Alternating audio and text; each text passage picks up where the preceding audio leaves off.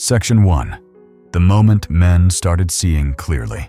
There's this quiet shift happening among men, and you can feel it if you listen closely. Not in anger, not in loud frustration, but in that calm knowing a man gets after he's been lied to one too many times. Guys everywhere are starting to notice the same patterns, the same contradictions, the same expectations that don't flow both ways. And once you see it, brother, you can't go back to pretending you don't. It starts with the standards. Some women are asking for things they don't bring to the table themselves. Six-figure income while they're unemployed, loyalty while they keep options in their back pocket, emotional maturity while they throw tantrums. I had a man show me his ex's dating profile once. Her requirements read like a contract for a perfect human being. Tall, rich, fit, stable, no kids, emotionally present but never needy. Meanwhile, she was living with her parents, no job, and carrying more chaos than she cared to admit. And what breaks a man isn't the list. It's the realization that the hypocrisy isn't subtle anymore. It's loud. It's normal. It's praised. Then there's the victimhood after bad behavior. Cheating, lying, blowing up a relationship, and somehow turning it into a story about how he failed. Watching women cry on TikTok after being caught, claiming men couldn't handle them, while strangers cheer them on. It's surreal. Men aren't waking up angry. They're waking up aware. And awareness, brother, that changes everything. Section 2. When accountability disappears. What's hitting men the hardest isn't just the double standards. It's how quickly blame gets shifted the moment things go wrong. You see it everywhere now. A woman creates the mess, but somehow the man becomes the reason she felt forced into it. She's unhappy? Must be his fault. She's anxious? He isn't doing enough. She's bored? He isn't exciting enough. The idea that her emotions might come from her own choices rarely enters the conversation. I've watched good men twist themselves in circles trying to keep the peace. They plan dates, not creative enough. They give her space. Now they're distant. They stay attentive. Suddenly they're clingy. After a while, you realize the problem was never his effort.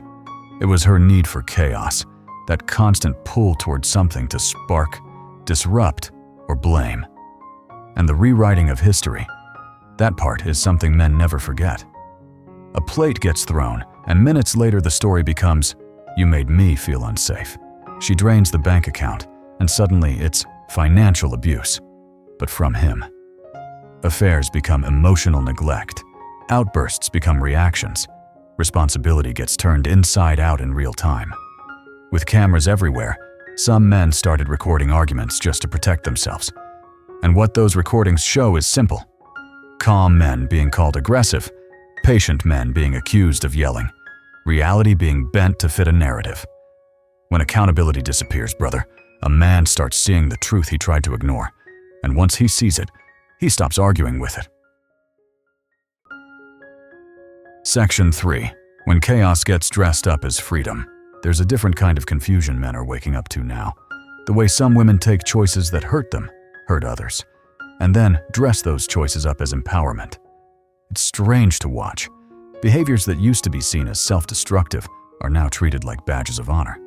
You hear women talk about things like OnlyFans as if it's the same as earning a degree. You hear them celebrate sleeping with multiple partners like it's an achievement instead of something that might cost them down the line. It's not confidence they're chasing, it's validation. And men can feel the difference. I remember seeing an interview with a woman bragging about joining adult content work. She spoke like she had just landed her dream job, no thought about the future, relationships, or how it might shape her own sense of self. Just the same line repeated. It's empowerment. It's the bag. And everyone around her clapped like that was the whole story. But deep down, every man watching knew what was missing. The part where decisions eventually catch up with you. It's the same with hiding past partners. The line is always, body count doesn't matter, until the truth slips out. Then it becomes clear the number wasn't the problem. The lie was. I've seen marriages fall apart over that dishonesty alone. A man thinks he knows who he married, then learns years later that the past she swore was small was actually a trail she worked hard to bury. trust cracks. And once that happens, there's no patch strong enough to hold the thing together. What men are waking up to is simple. When chaos is sold as freedom, someone else always pays the bill later. And too often, that someone is him. Section 4. When a man's pain stops being real. There's a moment in every man's life when he realizes something he never wanted to believe. His pain doesn't carry the same weight in certain relationships. And that hits harder than any argument ever could. I've seen men come home limping, exhausted, worn down trying to explain what they're going through, only to be laughed at, minimized, or brushed aside like they're being dramatic. Some women treat a man's suffering as an inconvenience instead of a signal that something's wrong. There was this story about a guy with a kidney stone, the kind of pain that'll drop you to your knees. His wife rolled her eyes, told him he was acting like a baby, refused to drive him to the hospital. He ended up calling an Uber while fighting to stay conscious, and later she went online to joke about how men exaggerate sickness. Imagine the level of disrespect a man has to feel in that moment to file for divorce from a hospital bed. And it doesn't stop with physical pain. Emotional struggle gets turned into weakness. Needing support becomes a flaw. Asking for help becomes something to mock. When a woman doesn't want accountability, she'll blame jealousy on astrology, cheating on a retrograde, and abuse on anxiety. Anything to avoid the truth, anything to shift responsibility somewhere else. Men are starting to walk away faster now, not because they're cold, but because they've finally understood the cost of staying. When someone can't respect your boundaries, your health, or your humanity, there's nothing left to negotiate. You either spend years trying to fix someone who doesn't want to change, or you choose peace before you lose yourself. And more men are choosing peace, brother. Quietly, decisively, without apology. Section 5. When entitlement replaces effort. There's a kind of entitlement floating around these days that men can't ignore anymore. It's bold, loud, and treated like it's completely normal. Some women believe a man should fund their entire lifestyle just for the privilege of taking them out. Not marriage, not partnership, not commitment, just dating. They call it knowing their worth, but it's really just wanting the rewards without offering anything real in return. And it's wild how common that mindset has become. I've seen whole coaching programs teaching women how to extract money from men, how to get gifts, trips, rent payments, all while keeping emotional distance. They celebrate it like a sport. Then they wonder why more men are pulling back, guarding their resources, keeping their wallets and their hearts closed. And it's not just money, it's reputation too. Some young women treat reckless choices like harmless fun, wild nights, public encounters, videos shared online without a second thought. No one tells them the truth. The internet never forgets. Careers do. A recruiter friend once showed me how many job candidates get tossed aside because of something they posted years ago. Their hot girl summer turns into an unemployable winter, and suddenly no one's cheering anymore. It all feeds into a bigger picture, wanting high-value men while offering little, expecting the top 1% while bringing nothing but demands. Everyone deserves perfection, but no one wants to become someone worthy of it.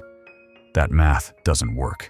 And when reality hits, the blame always circles back to men, as if expectations collapsing under their own weight is somehow our fault. Men aren't angry about it. They're just done pretending entitlement is empowerment. They want something real, and real requires effort on both sides. Section 6. When respect becomes a one-way street. There's a certain point in a man's life when he realizes respect isn't mutual anymore. And once that truth settles in, it changes the way he looks at everything. I've watched men sit across from me, shoulders heavy, telling me how nothing they do is ever enough. They load the dishwasher wrong. They breathe too loudly. They send a text that doesn't sound enthusiastic enough. Every small moment becomes another mark against them. One guy's wife even kept a spreadsheet of his mistakes, logging every tiny slip like she was building a case instead of building a marriage. It was insanity disguised as accountability. And what makes it heavier is the cultural reinforcement behind it. Some women believe their respect must be earned daily, while theirs is automatic. They expect devotion but offer criticism, They want worship but give contempt. Influencers online pour gasoline on that fire, convincing women that relationships should be constant entertainment, weekly elaborate dates, daily posts, public displays proving his commitment.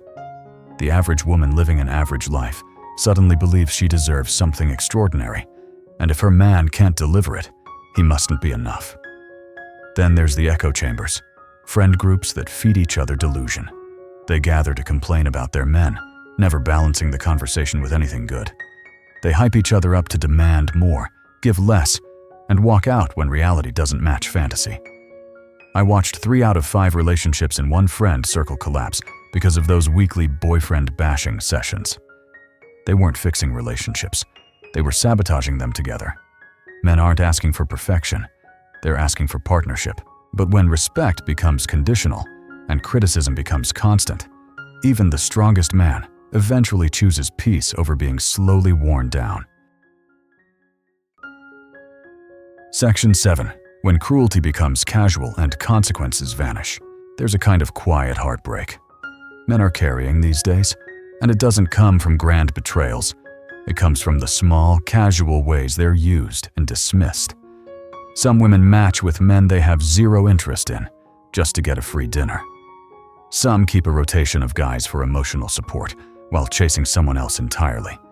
And the worst part is how normal it's become. How little empathy there is for the men caught in the middle. His hope is something to feed off.